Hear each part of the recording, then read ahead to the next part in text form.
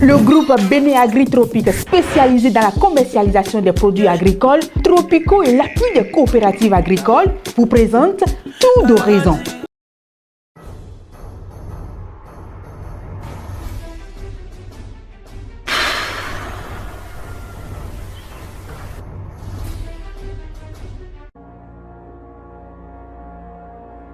Mercredi 30 mars 2022, amis internautes de Guérite TV Monde, bonjour et bienvenue sur votre émission Tout d'Horizon. Tout de suite, le bulletin d'information. La communauté musulmane du monde entier va débuter dans quelques jours le mois de jeûne. Au Bénin, chacun se prépare en sa manière. Quelles sont alors les prédispositions pour réussir ce mois? Écoutons l'imam Souleymane Gbadamassi de la mosquée centrale d'Irakari. Le mois de Ramadan, c'est dans ce mois que Dieu a fait descendre le Coran pour faire le jeûne de Ramadan obligatoire aux fidèles musulmans. Un musulman doit se préparer à comment accueillir le mois. Il va commencer par prier Dieu, que Dieu l'amène le mois et qu'il soit en bonne santé. Parce que le jeûne de Ramadan n'est pas comme les autres jeûnes, que si tu as des problèmes au milieu d'être en train de le faire, tu peux couper. Non. Le jeûne de Ramadan, si tu coupes n'importe comment, tu seras puni et tu vas rembourser. Pour un vrai musulman qui veut faire le Ramadan, doit être prêt, doit souhaiter et doit désirer dans son cœur que ce mois de Ramadan qui arrive, je vais faire ça mieux plus que le mois des années passées. Parce qu'on ne sait jamais, peut-être c'est son dernier jeûne. C'est depuis le mois de Rajab que le prophète demande à Allah de lui mais baraka veut dire bénédiction de Dieu dans le mois de Rajab et le mois de Shaban et de l'accorder parmi ceux qui vont bien jeûner le mois de Ramadan. Donc on a vu le prophète et les apôtres du prophète, ceux qui sont avec lui, sont en train de se préparer pour faire le mois de Ramadan. Si le mois arrive, un musulman doit jeûner par tout son corps. Le mois de jeûne de Ramadan, on jeûne ça de la tête jusqu'aux pieds. Ce n'est pas de ne pas manger et de ne pas boire seul qui est le jeûne. Tu dois jeûner de ta bouche, de tes yeux, de tes oreilles. Tu vas jeûner le bas, le haut et dans tout ton corps. Le mois nous recommande de faire des biens. Si toi tu trouves à manger, il faut penser à ton collègue ou bien à ton second qui est à côté de toi, qui ne sait pas comment il va jeûner. Et c'est un mois où un musulman doit lire beaucoup de Coran. Parce que c'est l'anniversaire du Coran qui arrive. C'est dans le mois de Ramadan que Dieu a fait descendre le Coran. Donc si tu lis le Coran dans le Ramadan, nuit et jour, tu as beaucoup de bénédictions. Et on ne fait pas les prières dedans sans faire l'aumône. On accompagne les prières avec l'aumône. Donc c'est pour cela, Dieu merci, tout le monde a compris aujourd'hui, si le moment arrive, vous verrez les riches aller dans les mosquées, aller dans les quartiers, aller chez les imams, aller dans des écoles coraniques pour aider les élèves coraniques, les musulmans, les femmes, tout le monde. C'est pourquoi même les Arabes arrivent de leur pays, dans les pays d'Afrique, on appelle ça l'iftar, on nous envoie dans les villages, on nous envoie dans les coins pour aller aider les pauvres, les nécessiteux et ceux qui n'ont pas de pied pour marcher. Donc c'est un mois où on doit doubler les biens. Autre élément dans ce bulletin d'information, avec le groupe Béné Agri Tropique, plus de soucis pour les groupements de femmes agricoles. La société s'est engagée dans le processus de développement de la nation béninoise à travers un programme à nul autre pareil. Nous vous invitons à découvrir les secrets de prospérité du groupe Béné Agri Tropique créé par Bio Adam Taïrou à travers le reportage de Shamsdine Badaro.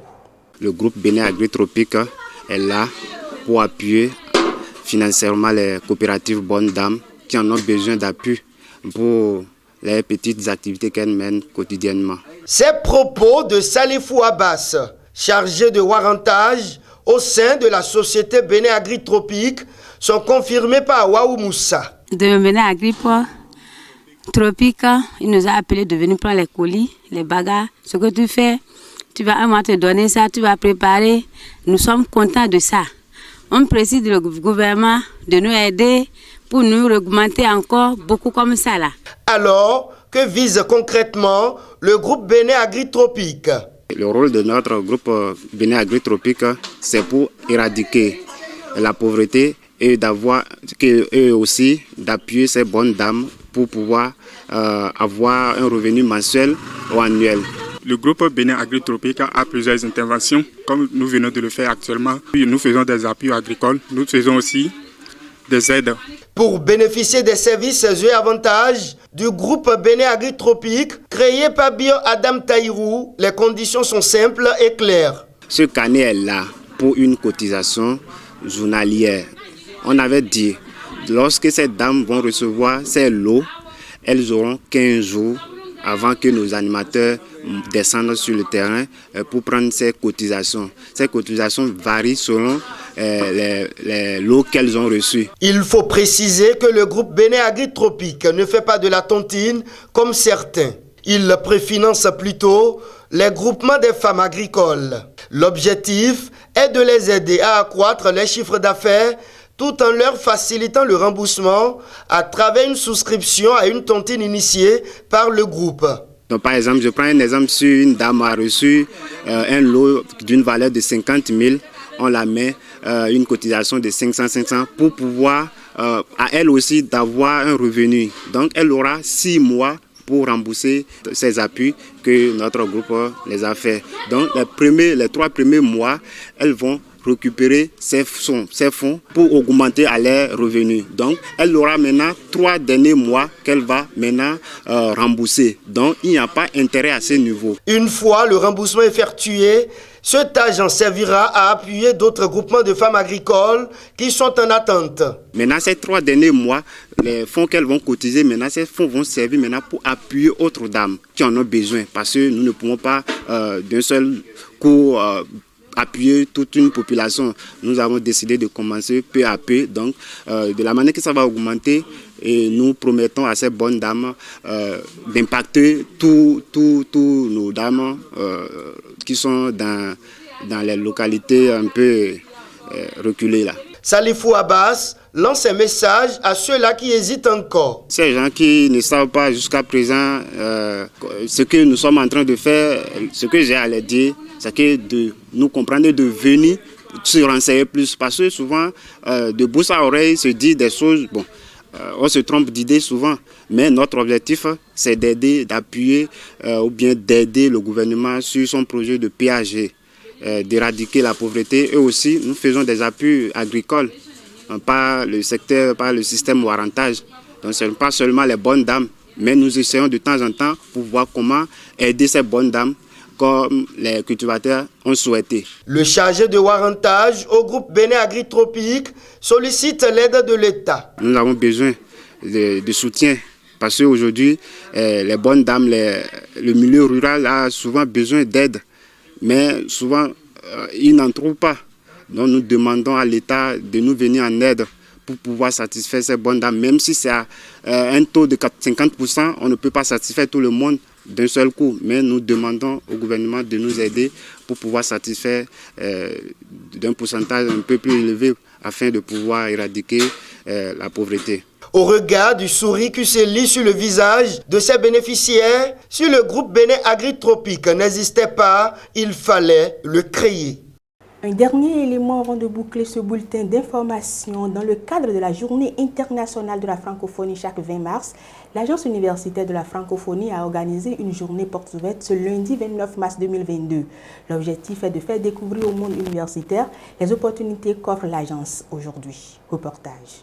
C'est à travers une journée portes ouvertes à la communauté universitaire que l'Agence universitaire de la francophonie célèbre la Journée internationale de la francophonie. Une initiative qui a pour but de présenter les nouvelles opportunités qu'offre l'agence aux étudiants ainsi qu'aux enseignants-chercheurs.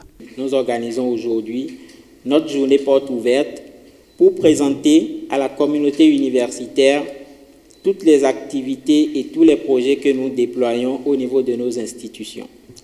Ceci se fait également à la suite d'une première activité que nous avions menée.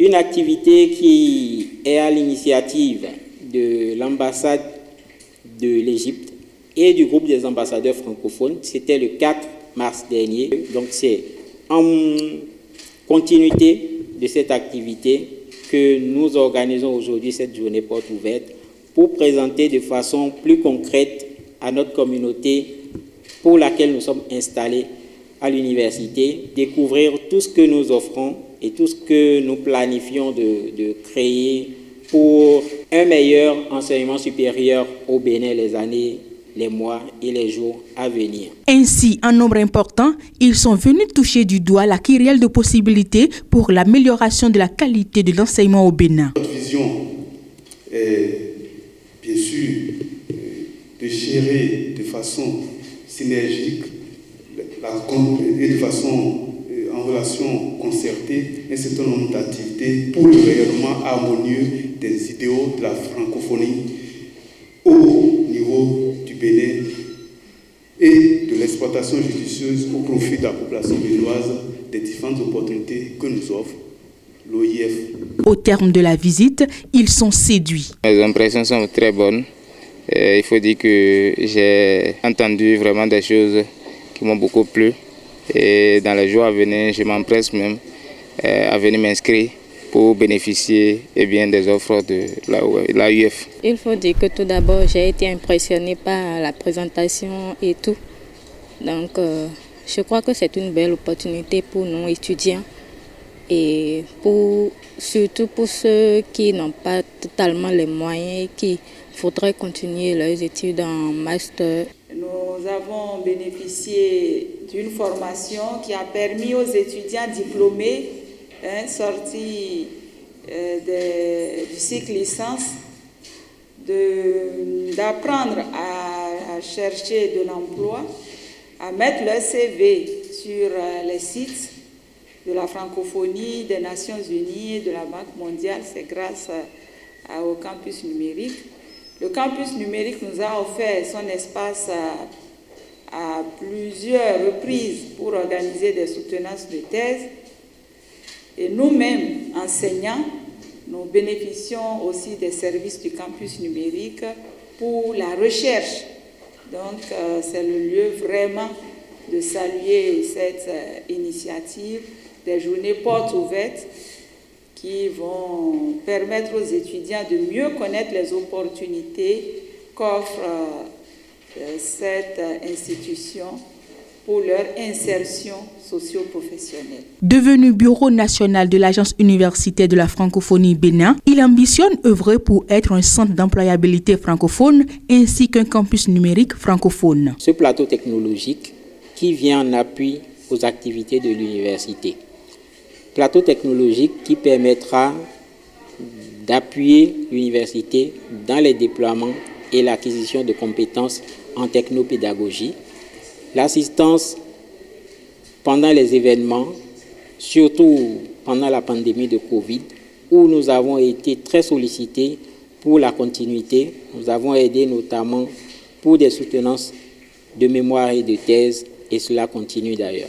Implanté dans l'université d'Abomey-Calavi depuis des années, le bureau national de l'Agence universitaire de la francophonie se veut être un cadre de concertation en vue d'un rayonnement harmonieux des idéaux de la francophonie au Bénin. Fin de ce bulletin d'information. Amis internautes de Guérite TV Monde, c'est le moment de vous installer.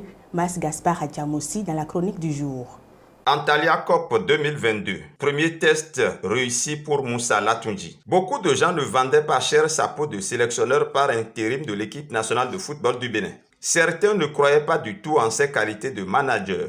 D'autres doutaient de ses compétences d'entraîneur. Son expérience mitigée à la tête de la sélection A' des écureuils du Bénin sert d'argument aux Béninois qui pensaient à tort ou à raison qu'il n'était pas outillé pour être sélectionneur par intérim. Le mini-tournoi Antalya Cup 2022 qui s'est déroulé en Turquie devrait donc servir de test grandeur nature au tout nouveau sélectionneur par intérim. Cet examen grandeur nature a été passé avec brio par Moussa Latoundji. Le bilan des écureuils du Bénin à ce tournoi a été plus qu'encourageant. En 3 rencontres amicales, Moussa Latoundji et ses protégés ont engrangé un bilan de 2 victoires et 1 match nul. Victoire 4-0 contre le Libéria. Victoire 2-1 contre la Zambie, match nul 1 but partout face au Togo. 7 buts ont été marqués par les écureuils au cours de ce tournoi pour 2 encaissés. 4 buteurs différents ont marqué les 7 buts des écureuils. Steve Mounier, 2 buts. Sebio Soukou, 2 buts. Le néo-écureuil Dossin Ayegun, 2 buts. Et Jordel Dossou, 1 but. Au total, le Bénin est sorti premier du tournoi au classement général et a remporté le trophée mis en jeu.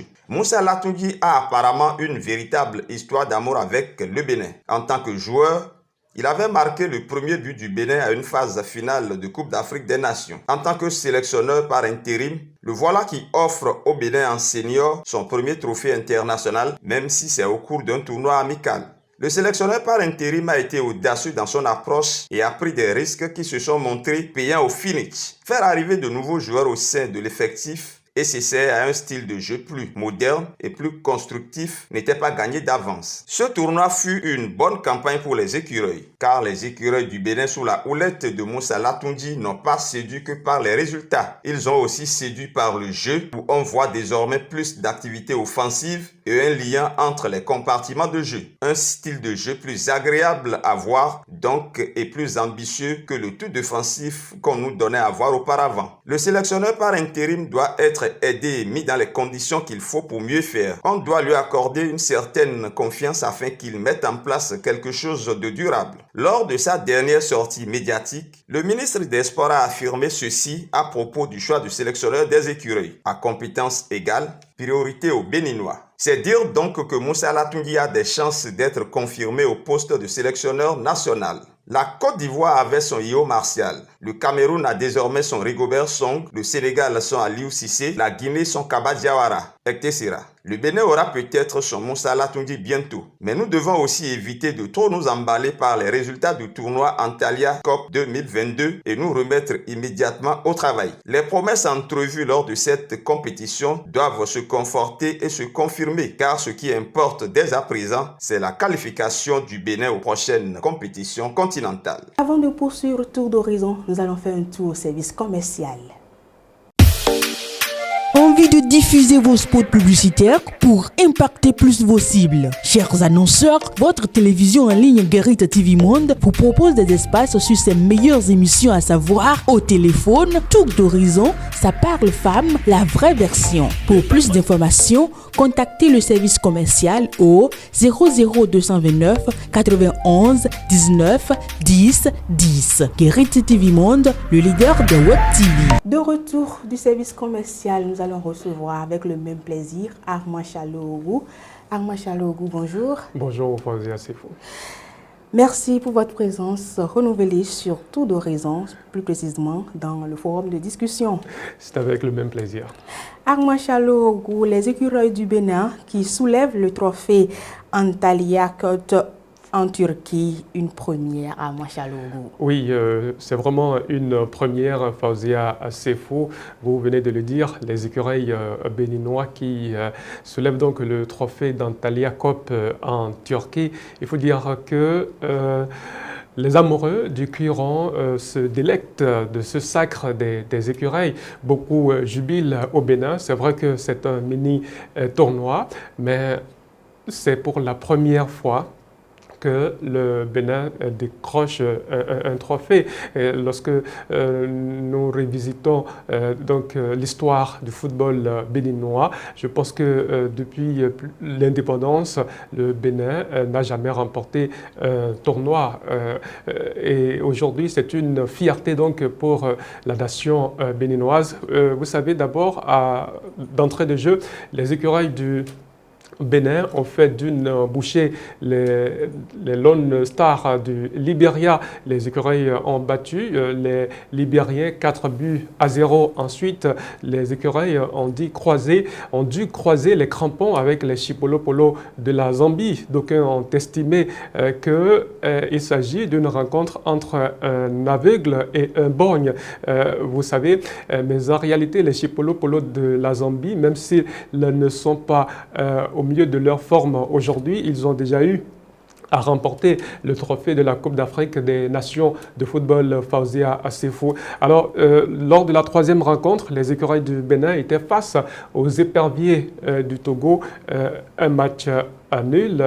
La rencontre s'est soldée par un nul, un but partout. Donc, il y a très longtemps, d'abord, que les écureuils ont marqué autant de buts au cours d'une compétition. 4 buts lors du premier match, 2 buts ensuite et 1 Ça fait 7 au total et le Bénin n'a encaissé que 2 buts. Vraiment, bravo au poulain de Moussa Latoundji. Eh bien, nous espérons que les écureuils vont continuer dans cette lancée. Armand Chalogo, nous avons changé la tête de notre équipe nationale et nous avons eu de la victoire.